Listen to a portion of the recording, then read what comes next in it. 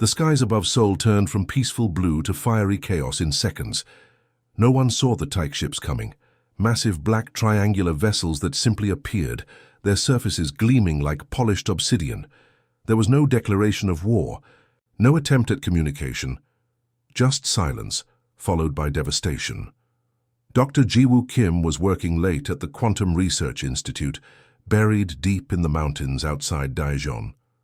The facility's isolation had always been frustrating for her, but today it saved her life. On her monitor, she watched in horror as live news feeds showed Seoul erupting in blinding white light.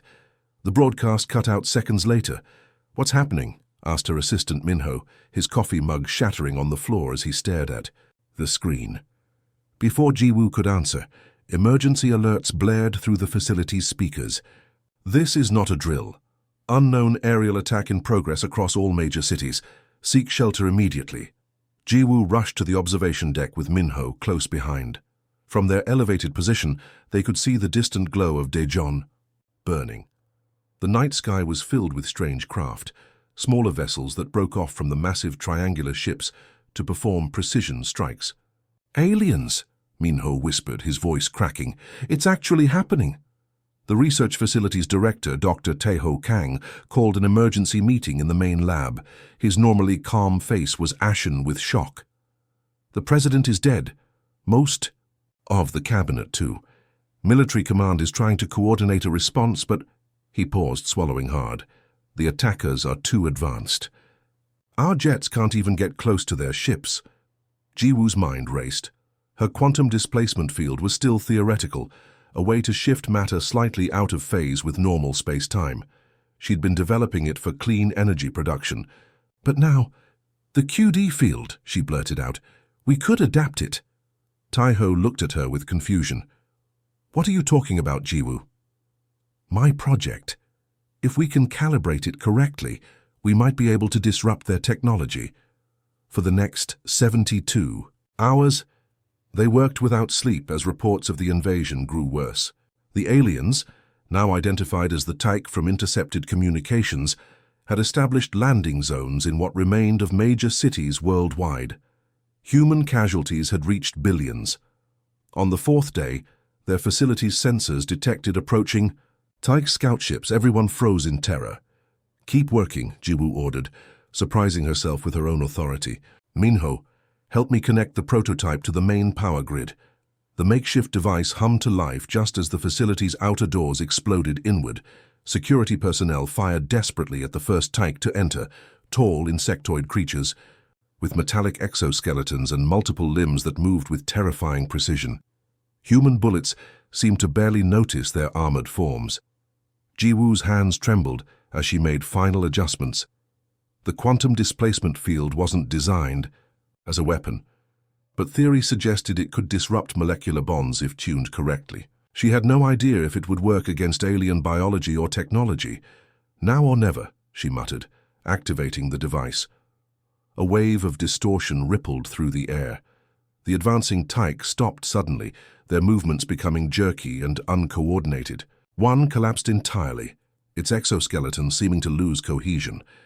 The others retreated quickly, apparently communicating the threat to their command. "It worked," Minho shouted, grabbing Jiwoo in a tight hug. But Taeho remained somber. "They'll be back with countermeasures. One small victory won't win this war." That night, they received a transmission from what remained of the South Korean military. General Junho Ryu had established a resistance base in an abandoned mine complex. He'd heard about their successful defense against the Taik and wanted the technology. "We need to reach his base," Jiwoo said, already packing essential equipment. "This prototype is too limited. We need resources to develop it further." The journey through Taik-occupied territory was a nightmare. Highways were shattered wastelands, dotted with abandoned vehicles.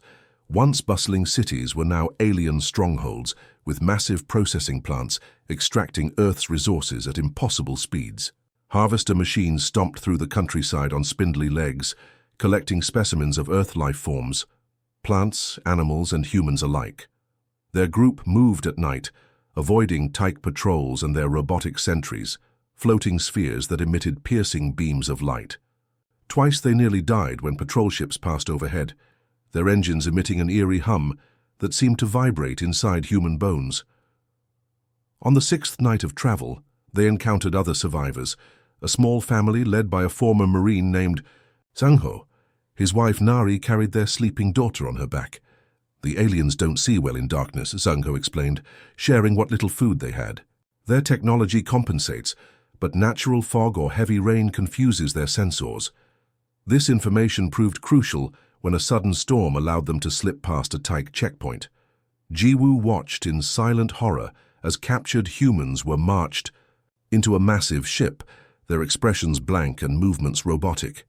When they finally reached General Ryu's base, they found more survivors than expected, nearly 1,000 people working together in the vast underground complex. Engineers were already attempting to reverse engineer salvaged Tyche technology. General Ryu greeted them personally, his weathered face lighting up when Jiwoo demonstrated her prototype. "This could be what turns the tide," he said quietly. "Not just for Korea, but for humanity." That night, as Jiwoo looked at her new laboratory, a converted mining office with hastily assembled equipment, she felt the weight of responsibility on her shoulders. Outside, Tyche ships continued to patrol the skies of a conquered Earth, but here underground, hidden from their sensors, humanity's counterattack was beginning to take shape. Her quantum displacement technology would become the core of humanity's resistance, and the Tyche would soon learn that conquering Earth was just the beginning of their mistakes. The underground bunker rumbled as another Tyche harvester passed overhead. 6 months had transformed Earth into an unrecognizable planet. The alien invaders had established massive extraction facilities where cities once stood, towering structures that belched toxic fumes as they processed Earth's minerals, water, and biological matter. Commander Do-hyun Park lowered his binoculars and ducked back into the hidden entrance of Resistance Bunker 7. Once a military fallout shelter beneath the mountains, it now served as the nerve center for human resistance operations across the Korean peninsula. "They're expanding the Eastern Processing Plant," Do-hyun reported to his intelligence team. 3 new harvesters arrived yesterday. Gina, his communications expert, nodded grimly. Similar reports from Manila and Vladivostok. The Tyche are accelerating their extraction timeline. The war room buzzed with activity, survivors from military, scientific, and civilian backgrounds working together. Detailed maps showed known Tyche installations marked in red, with blue pins indicating resistance cells. The network had grown over the past months, connecting survivors through salvaged communications equipment and brave couriers who risked the dangerous surface world. "Message from Beijing Resistance," Gina announced, studying her jury-rigged console. They successfully raided a Tyche supply depot, captured intact communication devices and power cells. Do-hyun allowed himself a small smile. Small victories kept hope alive. "Tell them well done. Any news from Dr. Kim's team?" "She's requested your presence in the lab. Says they've made a breakthrough." The laboratory level was a stark contrast to the military efficiency above. Formerly austere corridors now overflowed with salvaged equipment, improvised research stations, and the constant hum of machinery. Dr. Jiwoo Kim had transformed the space into humanity's best hope for survival. Jiwoo barely noticed Do-hyun enter. She was focused intensely on a holographic display showing what appeared to be cellular structures. Her assistant Minho carefully adjusted controls on a modified Tyche device they'd repurposed. "You wanted to see me, Doctor?" Do-hyun asked. Jiwoo looked up, dark circles under her eyes betraying her exhaustion. "Commander, good timing. We've discovered something incredible." She gestured to the display. "These are Tyche biological samples from the patrol we ambushed last week." The screen showed strange, crystalline cellular structures unlike anything terrestrial. "We've been experimenting with different wavelengths of electromagnetic radiation," Minho explained. "Testing for vulnerabilities." Jiwoo tapped a command, and the display changed to show the same structures vibrating violently. "Look what happens when we expose them to specific frequencies in the terahertz range." As Do-hyun watched, the alien cells began to degrade and break apart.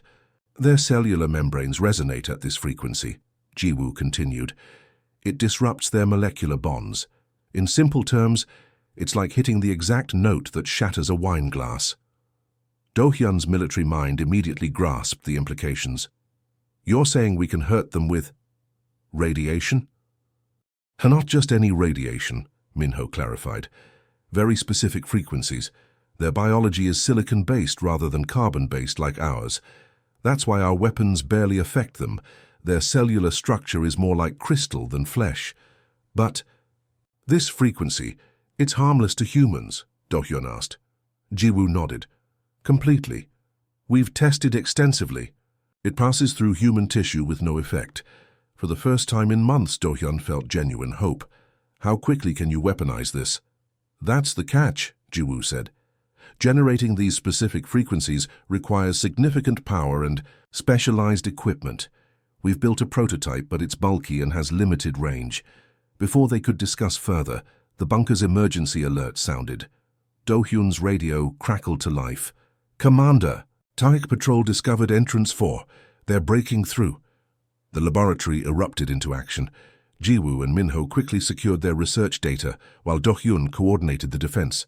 Evacuate non-essential personnel through the eastern tunnels. Security teams to entrance 4.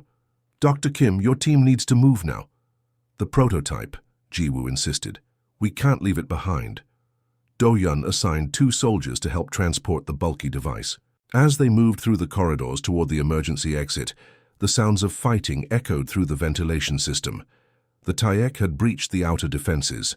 3 tunnels and 2 kilometers later, they emerged into the night forest. A small convoy of resistance vehicles waited, engines idling quietly. As Ji-woo's team loaded the prototype, Do-hyun got word that half his security forces had been lost covering their escape. We've got movement, called Hana, their scout. Taek, drones approaching from northeast. The convoy lurched into motion, headlights off as they navigated by moonlight.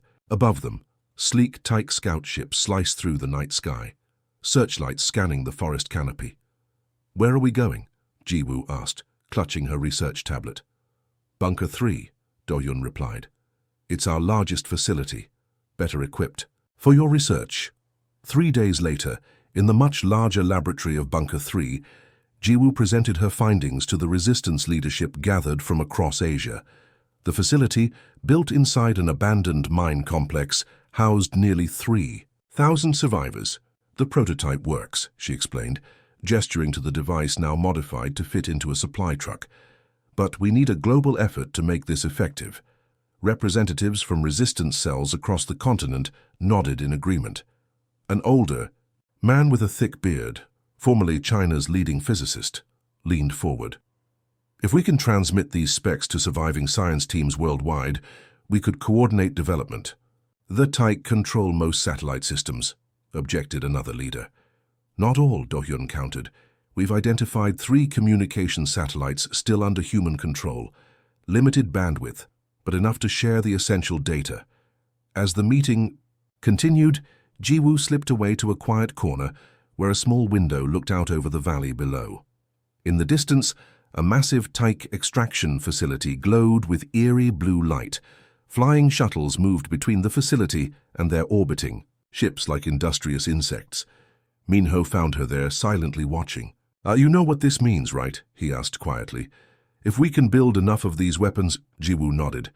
It's not just about survival anymore. For the first time, we have a chance to fight back. She turned to him, a determined glint in her tired eyes. The Taek think they've conquered us. They don't realize they've just awakened humanity's most dangerous trait. What's that? Minho asked. Ingenuity born of desperation. She turned back to the window. They'll learn soon enough.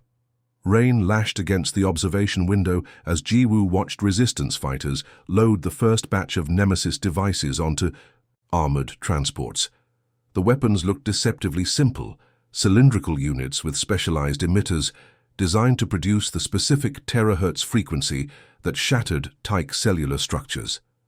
What had begun as a bulky prototype 3 months ago was now compact enough for a single soldier to carry. 37 units ready for deployment, Minho reported, checking his tablet.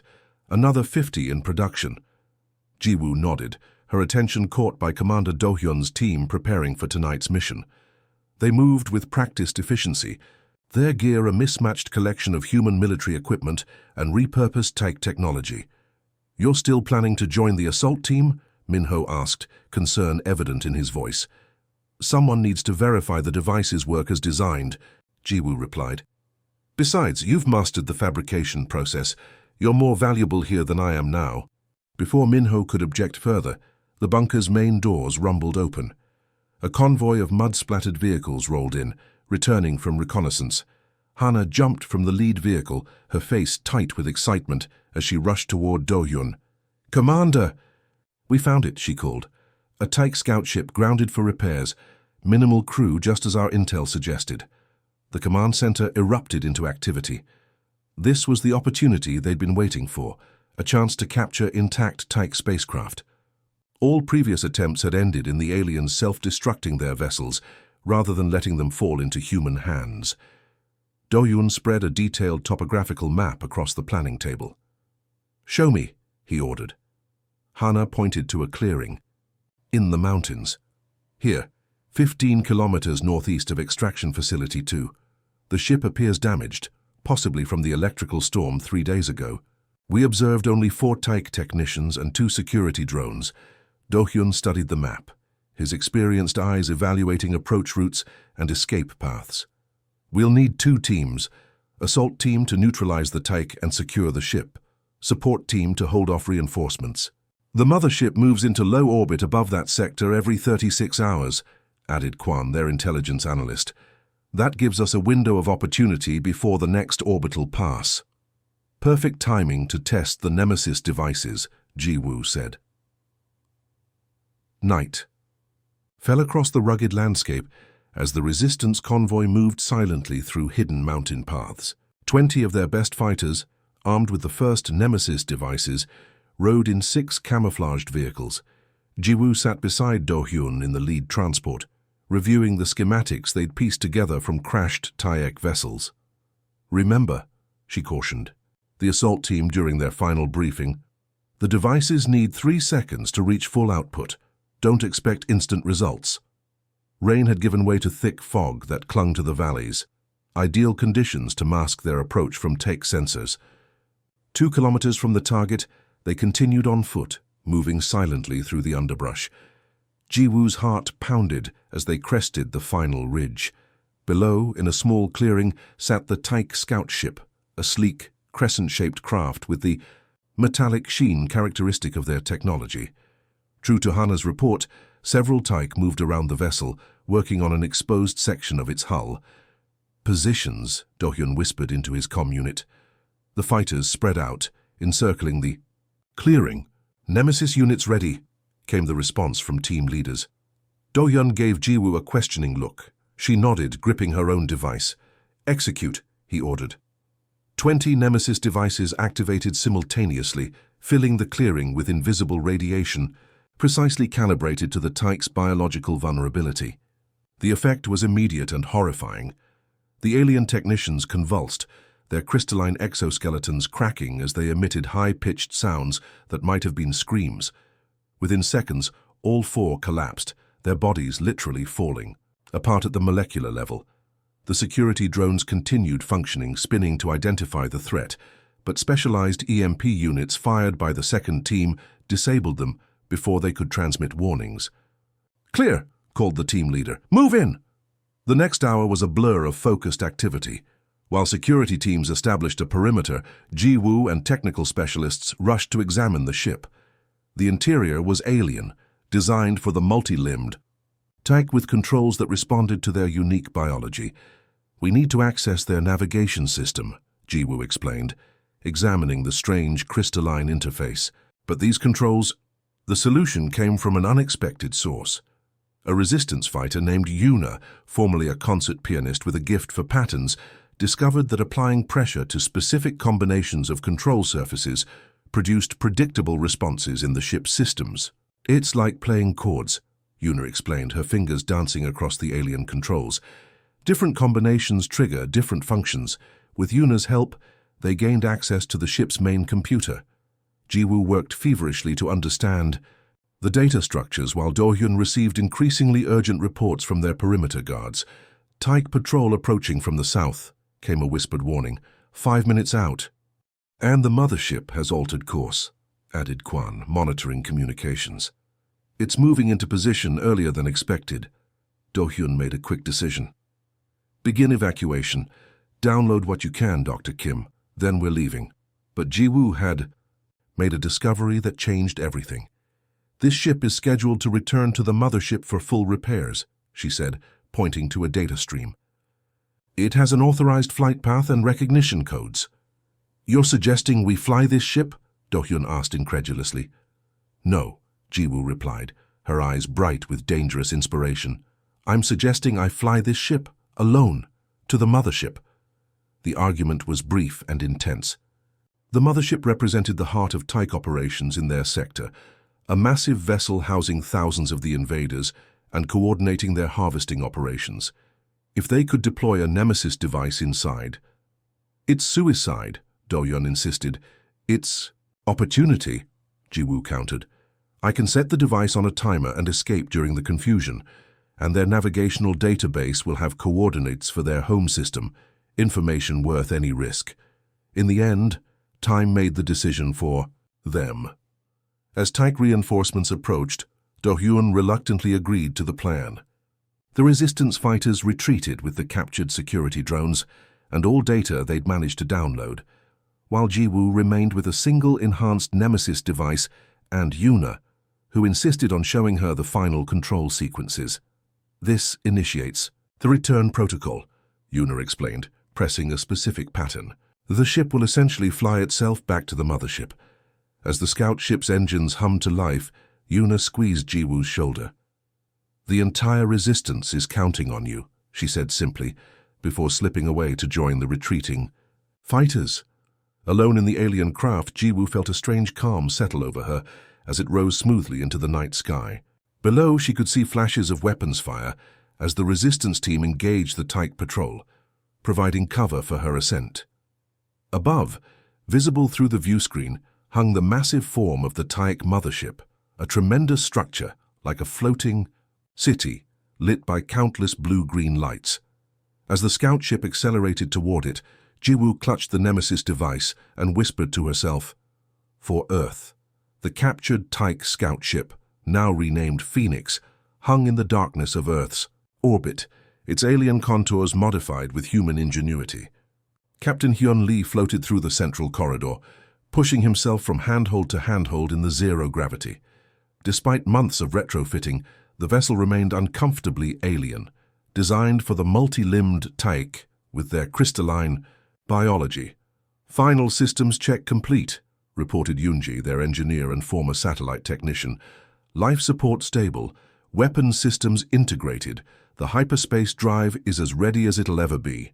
Hyun nodded, his face reflecting in the polished black surface of the ship's interior. Their mission was unprecedented, the first human vessel to travel beyond Earth's solar system. The navigational data Dr. Kim had stolen from the Tyke mothership had proven invaluable, containing not just coordinates but access codes to the aliens' interstellar network. "All crew to positions," Hyun ordered through the comms. "Preparing for hyperspace jump in 20 minutes. The 7-person crew moved with practiced efficiency. They had trained relentlessly for this mission, learning to operate the hybrid human-Tyke systems through countless simulations. Each was chosen for their unique expertise. Hyun for his background in special operations, Yoonjae for engineering, Min Seo for xenobiology, and 4 others specializing in weapons, navigation, communications, and data analysis. As they strapped themselves into their modified acceleration couches, Hyun connected with the Resistance headquarters one last time. "Phoenix, you are go for mission," Commander Do-hyun's voice crackled through the comm system. "Godspeed." Yoonjae initiated the hyperspace sequence. The view outside the ship's observation ports shifted as space itself seemed to fold around them. A sensation like intense pressure squeezed every cell in their bodies, and then, suddenly, the stars changed. They had arrived at their first destination, an abandoned Tyke outpost in a nearby star system. "Jump successful," Yoonjae confirmed, checking the systems. "All functions nominal."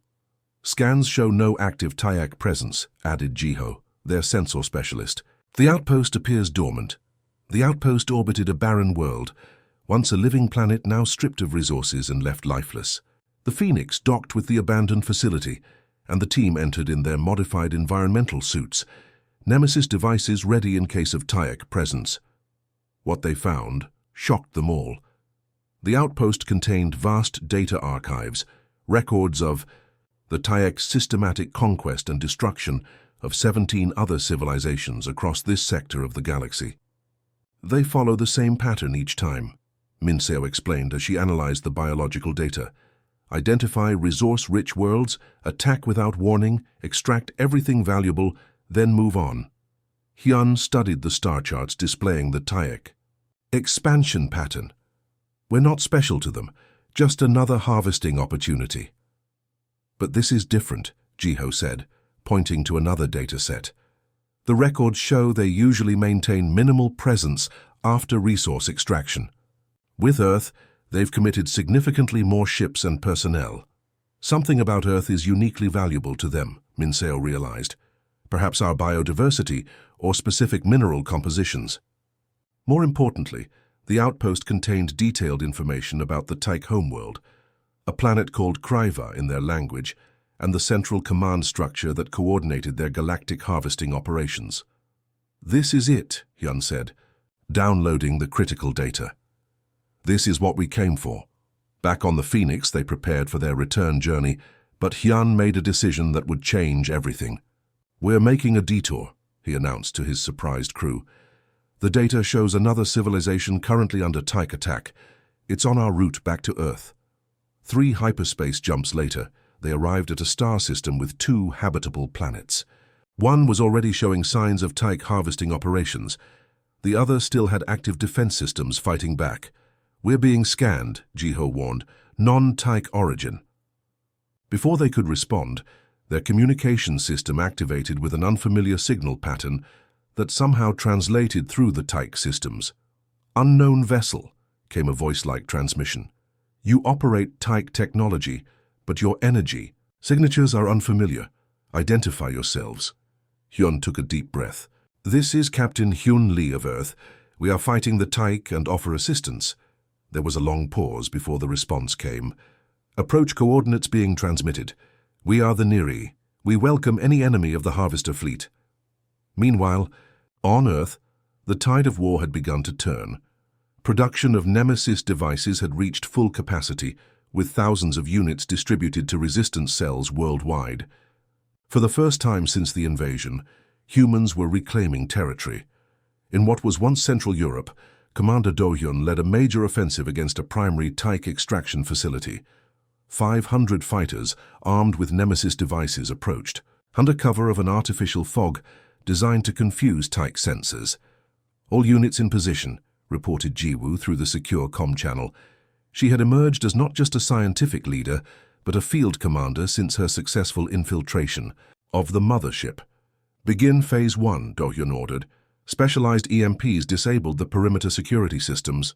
Then the Nemesis devices activated simultaneously, creating an advancing wall of deadly radiation specific to Tyac biology. The aliens within the facility collapsed as their cellular structures disintegrated. Those who attempted to flee in small craft were shot down by repurposed Tyac weapons. By dawn, the massive extraction facility, once a symbol of humanity's defeat, was under human control.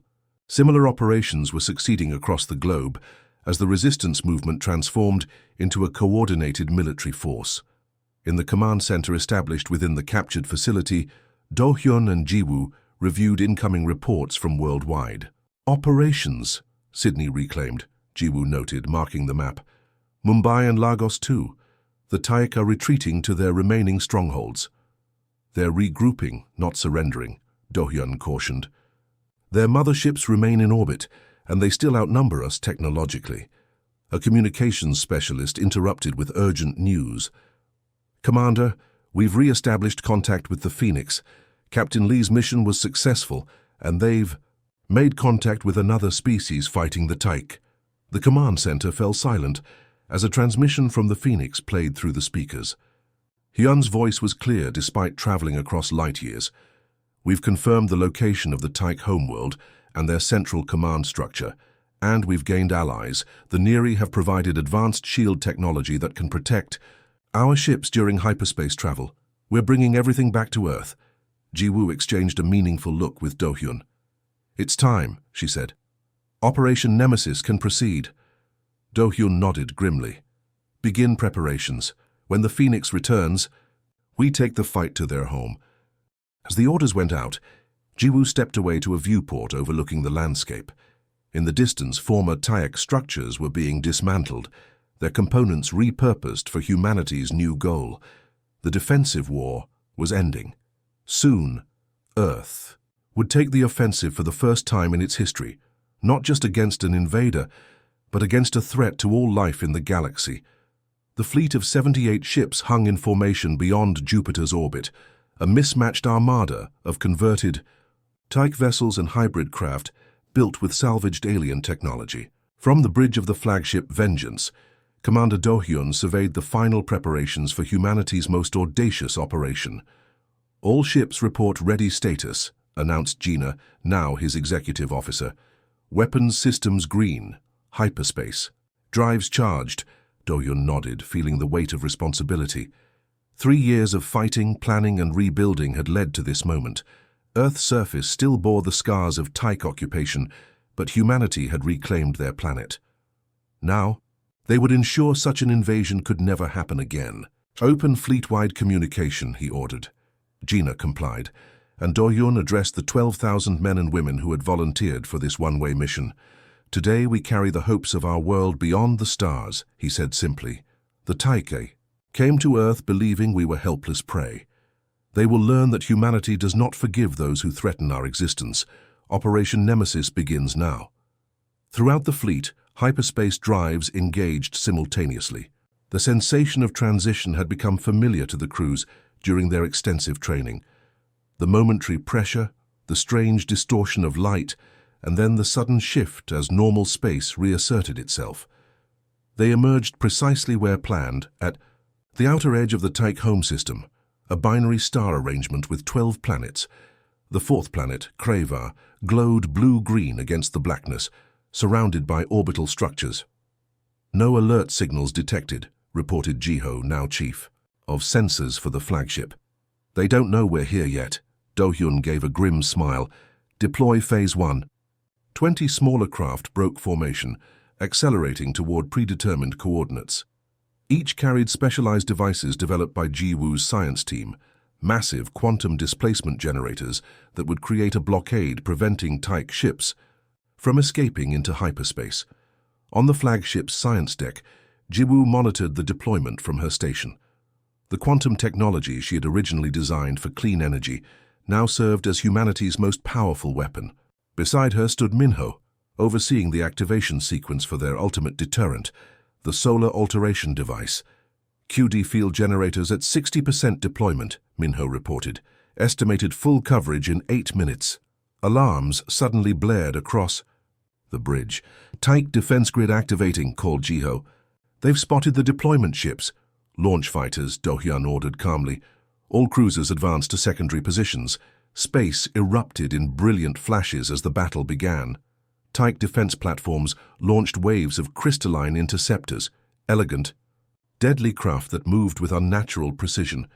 Human fighters engaged them in swirling dogfights around the larger vessels. The tactics developed during 3 years of warfare on Earth now played out among the stars. The Taek homeworld scrambled to respond, but the attack had achieved complete surprise. Their military forces were largely deployed throughout their empire, never expecting a counterattack from a supposedly conquered species. QD field activated, Ji-woo announced as the last generator came online. Hyperspace blockade complete, Do-hyun nodded. Advance main fleet to attack positions. Begin Phase 2. The human armada surged forward, weapons blazing. Each ship carried dozens of enhanced Nemesis devices reconfigured as torpedoes. They struck Taek orbital facilities with devastating effect, the specialized radiation causing catastrophic failures as the aliens' crystalline technology literally fell apart. Receiving transmission from the planet, Gina reported with surprise. They're trying to surrender? Do-hyun's expression didn't change. No response. Continue the operation. On the view screen, the Tyche capital city was visible, a vast, crystalline metropolis built into a mountain range. Millions of the aliens were attempting to evacuate, their ships rising like a swarm, only to discover they could not escape the system. "They're requesting communication again," Gina said quietly. "They're offering complete withdrawal from Earth, reparations." "They had their chance for diplomacy," Do-hyun replied. "They chose extermination instead. Proceed with Phase 3. Ji-woo took a deep breath and nodded to Minho. Together they activated the final sequence. 6 specialized ships broke from the fleet, forming a hexagonal pattern around the system's primary star. Each deployed a device that burrowed into the stellar matter, triggering a precisely calculated quantum reaction. "Solar alteration initiated," Ji-woo announced, her voice steady despite the enormity of what they were doing. "Estimated completion in 30 minutes. The star's color began to shift subtly, an almost imperceptible change to human eyes, but representing a fundamental alteration in its radiation output. The specific frequencies that were harmless to humans but deadly to Tyche biology would now be permanently embedded in the star's emissions. "Their ships are concentrating fire on the alteration devices," reported Jiho. "Intercept them," Do-hyun ordered. Nothing must interfere with the process. The battle intensified as the Tyche realized the true nature of the human plan. Their most powerful remaining ships launched desperate attacks against the alteration devices, but the human fleet held firm, absorbing massive casualties to protect the operation. Inside the flagship, emergency lighting flashed as systems failed under enemy fire. Ji-woo steadied herself against a console as the deck shuddered. "Alteration at 85%, she called over the noise of battle. "It's past the point of reversal." On the bridge, Do-hyun received reports of mounting losses. Nearly a third of the human fleet had been destroyed, but they had accomplished their mission. The star's transformation was complete, its light now permanently toxic to Tyche biology. "All ships, disengage and withdraw to safe distance," he ordered. As the battered human fleet pulled back, they witnessed the consequences of their action. The altered starlight began to affect the Tyche homeworld. The crystalline structures of their cities started to fracture as the deadly radiation penetrated the atmosphere. Millions of the aliens died where they stood, their bodies disintegrating as the very light of their sun became lethal. Those who survived in shielded bunkers faced an impossible choice: remain and slowly die, or flee into a galaxy where humanity now knew their weakness. From the flagship, Do-hyun authorized the final transmission, broadcast not just to the dying Tyche civilization, but across all frequencies their ships could detect, encoded in the universal mathematical language the Tyche themselves used. "Earth was not your prey. Humanity is not a species to be harvested. Those who threaten our existence forfeit their own. Remember what happened here today. We will be watching." As the human fleet prepared for the long journey home, Ji-woo joined Do-hyun on the observation deck. Together they watched the fading light of the Tyche sun, now a beacon of warning to the galaxy. "Was this justice or vengeance?" she asked quietly. Do-hyun considered the question. Perhaps both, perhaps neither. It was survival, and a message for any who might threaten Earth in the future. In the darkness between stars, humanity's first interstellar fleet turned toward home, carrying with them the knowledge that the galaxy was vaster and more dangerous than anyone had imagined, and that Earth would never again be an easy target. The end.